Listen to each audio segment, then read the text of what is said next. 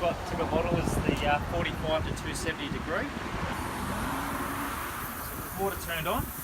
Okay, so by simply going clockwise and anti-clockwise, you can actually open and close the face of the nozzle. Clockwise is actually decreasing our arc. Okay, so there, open up slightly, you've got a basically a 45 degree pattern. Okay, going clockwise, alright, so slight increase is actually increasing to about 180 degrees. Okay, little black toggle on the side here, which I'll swing this around so you can get a proper look.